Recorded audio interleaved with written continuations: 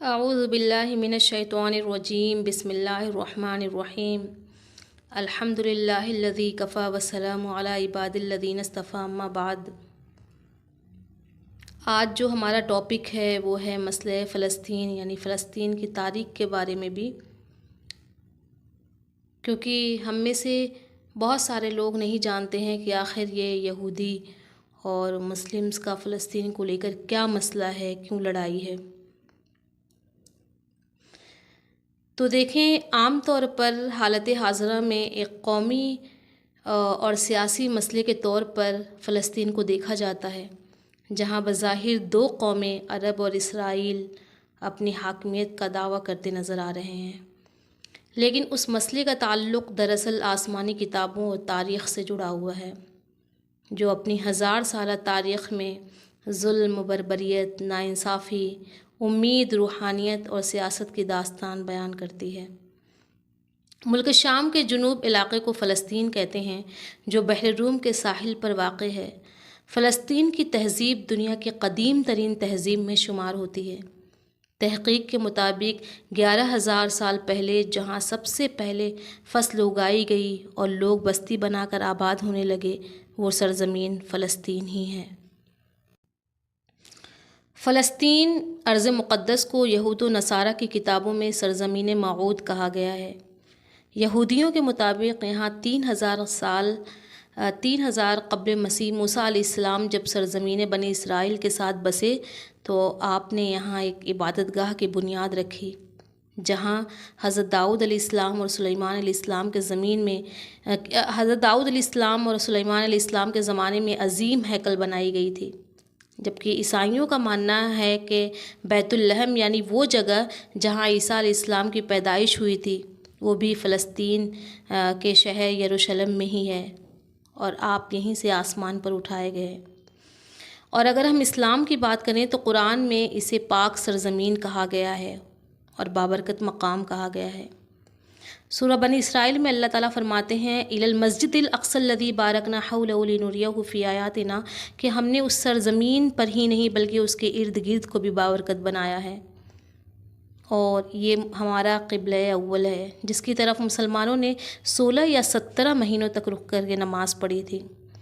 اسراء اور معراج کے موقع پر بھی مسجد حرم سے بیت المقدس کی طرف براق کے ذریعے نبی صلی اللہ علیہ وسلم تشریف لائے، اور یہی وہ جگہ ہے جہاں سے ہمارے نبی صلی اللہ علیہ وسلم آسمان پر گئے، جہاں نماز فرض ہوئی، اور نبی صلی اللہ علیہ وسلم نے یہیں پر تمام انبیاء علیہ السلام کی امامت کروائی۔ لہٰذا مسجد اقصیٰ کو مسجد حرم اور مسجد نبوی کے بعد تیسرا حرم قرار دیا گیا ہے۔ سال 638 عیسوی میں خلیفہ ثانی حضرت عمر بن خطاب رضی اللہ تعالیٰ عنہ کی قیادت میں فلسطین کو فتح کیا گیا، جہاں اس وقت روم کے عیسائیوں کی حکومت تھی۔ حضرت عمر رضی اللہ تعالیٰ عنہ نے جب سرزمین یروشلم میں داخل ہوئے تو اس چٹان کے قریب ایک مسجد بنانے کا حکم دیا، جہاں نبی صلی اللہ علیہ وسلم سفر معراج پر گئے تھے، اور اس مسجد کو آج ہم مسجد اقصیٰ کے نام سے جانتے ہیں۔ اموی خلیفہ عبد الملک بن مروان نے مسجد اقصیٰ کے احاطے میں قبۃ الصخرہ کی بنیاد رکھی، جس کو ہم دا ڈوم آف راک کے نام سے جانتے ہیں۔ تقریباً 500 سال تک فلسطین مسلمانوں کے اختیار میں ہی رہا، جہاں پر بربر اور عرب مسلمان آ کر آباد ہو گئے اور یہاں پر عربی ثقافت اور اسلام کا ایک گہرا اثر چھوڑا۔ لیکن 1099 میں پہلی صلیبی جنگ میں یروشلم میں صلیبیوں کا قبضہ ہو گیا، لیکن بہت ہی جلد اللہ نے ایک بہادر پیدا کیا جو 100 سالوں میں ہی جس سے صلیبی جنگ اور صلیبیوں سے لڑ کر بیت المقدس کو صلیبیوں سے آزاد کروا دیا، جس کو دنیا آج صلاح الدین ایوبی کے نام سے جانتی ہے۔ اگلے 700 سال تک بیت المقدس اور فلسطین مسلمانوں کے ہاتھ میں رہا، جس پر مملوک اور عثمانی ترکوں نے حکومت کی۔ جیسے ہی خلافت عثمانیہ کمزور پڑی، یہودیوں نے مسجد اقصیٰ کی جگہ تیسری ہیکل بنانے کی قوت شروع کر دی۔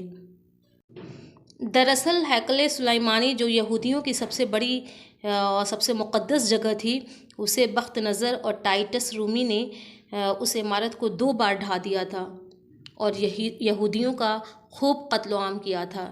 لہٰذا یہودیوں کا مقصد تھا کہ قیامت کے قریب انہیں تیسری ہیکل بنانا ہوگا اور فلسطین میں ہی ان کا مسیحا یعنی دجال کا ظہور ہوگا جو پوری دنیا پر یہودیوں کی حکومت قائم کرے گا۔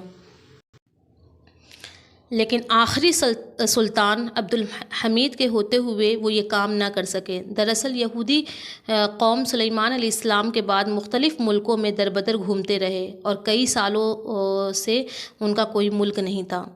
لہٰذا 19ویں صدی میں صہیونی تحریک کا آغاز ہوا جس کا مقصد تھا کہ دنیا بھر میں پھیلے یہودیوں کو فلسطین کی طرف بلایا جائے اور یہاں ایک یہودی ریاست قائم کی جائے تاکہ یہاں ہیکل کی دوبارہ تعمیر ہو اور یہودیوں کو ان کا حق ملے۔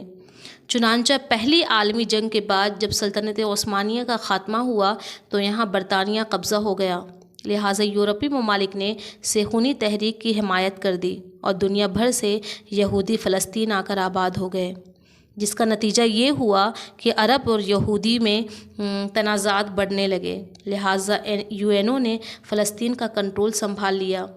UN نے فلسطین کو 2 علیحدہ ملکوں یعنی عرب فلسطین اور یہودی اسرائیل میں تقسیم کر دیا، جبکہ یروشلم کو UN نے اپنے کنٹرول میں رکھا۔ آخرکار 14 مئی 1948 کو اسرائیل وجود میں آیا۔